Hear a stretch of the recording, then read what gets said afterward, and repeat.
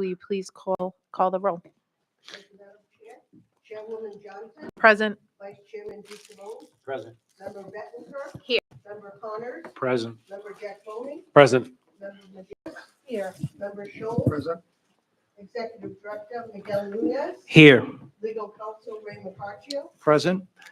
Thank you. Thank you, Madam Secretary. And before we get started in the agenda, just wanted to take a moment to recognize and thank all the work and thank folks for all the work that has went into getting us to this point and all the work that is continuing throughout the state, our Board of Elections staff, our partners at the Secretary of State's office, and of course the cities and towns. Commissioner Jack Boney and I had the chance to visit a couple polling places, and it was just really nice to see how things were operating and the amount of customer service and care that the voters were receiving at the polls. So just wanted to appreciate everyone for that. And with that, agenda item number 1, the board may hear and consider any election matter that requires an immediate ruling or determination arising from the general election pursuant to Title 17 of the Rhode Island General Laws. And Director? Good afternoon, honorable members of the board.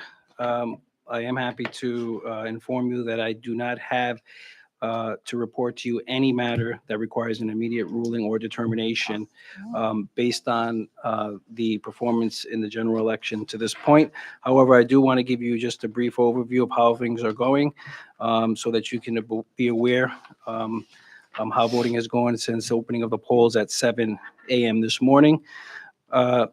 As of a short time ago, we had approximately, as you can see, our warehouse, we've sent out as many DS200s as we can. 590 DS200s have been sent to our 453 polling places. 497 express votes have been deployed to those same 453 polling places. So our warehouse is completely empty, almost. Wow. So suffice to say, for a spare few machines that we've kept behind, just in case, which they have come in handy, as I'll report to you. But for the most part, we've sent out every single piece of equipment that we could to make sure that this election runs as smoothly as possible. That's incredible. So as of a short time ago, approximately 135,642 voters have voted. That number's probably risen a little bit in the last 30 minutes. Of the 787,559 eligible voters who have voted at the polls today, and 171,821 voted during the early voting period, which, as you know, ended at 4 p.m. yesterday. So this is for an approximate turnout thus far of 45.3%, and 24,502 people voted early just yesterday alone on the last day. Which was a very heavy turnout for early voting for our local boards of canvassers. Today, our busiest poll in the state is the Scottish Rite in Cranston, where 993 of the 3,535 assigned voters have cast ballots so far today. The slowest poll is the one located at Providence City Hall, which is a very small precinct. Only 11 of the 152 assigned voters there have cast their ballots today. As far as mail ballots, thus far, we have received 50,661 of the 59,226 mail ballots that have been requested by voters, with a total of 8,565 mail ballots still outstanding. Thus far, the staff has processed approximately 32,000 ballots through our 3 high-speed tabulators. We do expect all the remaining mail ballots in the building as of now to be certified by our peers and run through our high-speed tabulators by 8 p.m. tonight. In total, we have had 156 deficient ballots, either due to no signature or a mismatching signature after going through our mail ballot certification process. 15 of those have already been cured by voters thus far. And we still have 141 still outstanding. As you recall, they do receive a letter via the U.S. Postal Service. And we also encourage them to sign up for our ballot track service, where they will get an email, a text message, or a voice call notifying them that their ballot when it's received by us, they'll get a message, but they'll also get an automated message that it's deficient and needs to be cured if they want it to be counted. Remind me, I don't remember how long do they have to 7 cure? days. 7 days. So they have until next Tuesday. Got it. Thank you.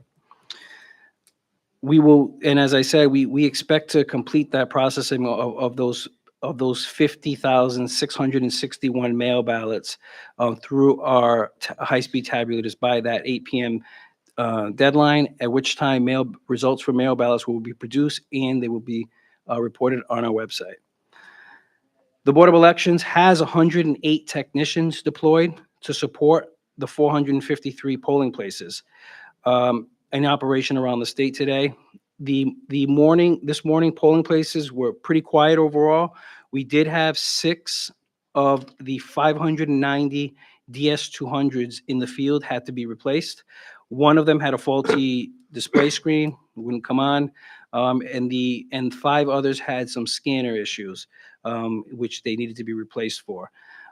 We also replaced 5 of the 497 express votes due to 2 for broken screens and 3 for ballot roller issues. So overall, we're very pleased with the extremely low percentage of the equipment that has had to be replaced. And I think that's a testament to the testing process in the back, where the staff, made extra effort and diligence in making sure that these pieces of equipment were ready to go for Election Day. Our phone center is being staffed by a rotating personnel, including 5 of our full-time staff members, 3 representatives from Election Systems and Software, and 1 representative from LHS, who, as you know, is our poll pad support vendor, along with No Inc. As of this meeting right now, we've received about 112 support calls.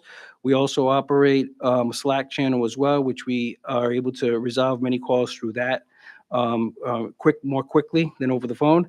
Many of the calls pertain to syncing of the data on electronic poll pads and replenishing any heavily used supplies or forms, which is very normal for such a heavy turnout election as we see today. We do expect to begin receiving results from the polling places and early voting shortly after 8 p.m. We do plan on, depending on how processing of the mail ballots goes this afternoon, we have a lot of seasonal staff in the building. We've actually brought in a lot of seasonal staff in the last 3 days just to make sure that we can get those results ready for that 8 p.m. deadline. But our plan is to release the results of the mail ballots as soon after 8 p.m. As we can, and we're hoping to do that earlier than we have in the past. As far as context for turnout, as you can see, for the last 3 presidential elections, in 2016, we had a total of 459,589 voters. So far, we have 358,124. We do expect us to exceed the 2016 turnout, and we may get close to exceeding the 2020 turnout overall. However, as you can see here, turnout is spread more broadly over the 3 categories where we didn't have early voting in 2016. But in 2020, 149,000 voters cast early votes, and in 2024, 171,821 cast early votes. So we certainly have seen a significant increase in the popularity of early voting, and I think that also assists with Election Day. Obviously, having that such a heavy turnout on one day is a great benefit to the state's election system. So far we are at 45%, and in 2016 we had a 60% turnout. In 2020 we had a 64% turnout. This concludes my Election Day report on the general election, and I'm happy to answer any questions. Thanks, Miguel. Any questions, comments for Miguel? Commissioner Beck? I don't know if you mentioned it when you were talking about all the electronic stuff. Have we had any issues with, you said no, nothing with the machine, the DS200s, but with the polling pads, have we had any issues at all? With the polling pads, the only issue that we have, and it's been a perennial issue, is when we load the voter file on the electronic poll books. The last voter file that we loaded on we only load one file on the electronic poll books before testing, and that was September 20th.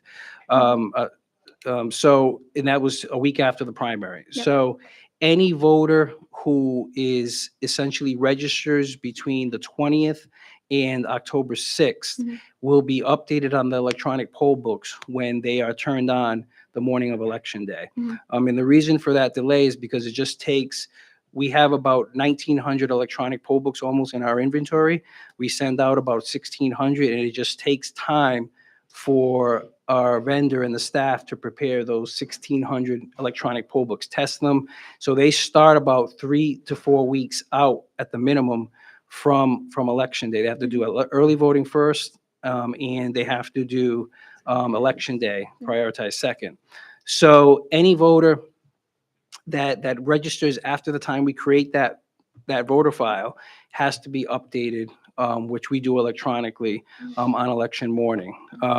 And with today being a very busy day nationwide, with the presidential election, with all of our poll pad vendor clients obviously pulling from the same resources, we know that on presidential elections, it does take more time for that process to download to the electronic poll books. It has improved over the years.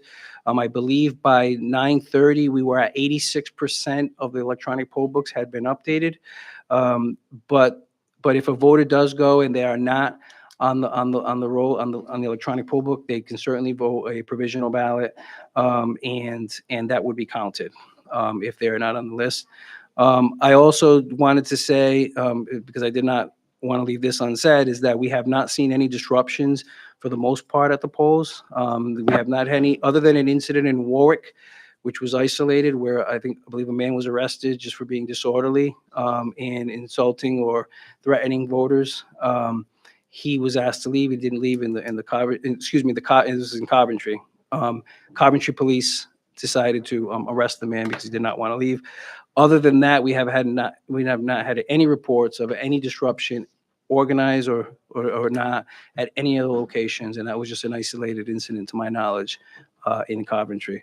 But as far as the electronic poll books, yes, the electronic poll books are something that we're any way that we can. We've made a couple of changes to try to improve that with the vendor, but it is just sort of like a nature of the beast with when we create that file, we need that time because they basically are sealed in boxes. They're not connected to anything for a couple of weeks. So we need to, when they get turned on, receive their connectivity, is when they update those last few voters who've registered close to the deadline. Thank you. Thanks, Miguel. Madam Chair. Yes. Miguel, when will you have data for same-day registrations? So same-day registration, we should have that pretty soon. I know that in 2016, we had 7,823 same-day registrants, and in 2020, we had 5,951.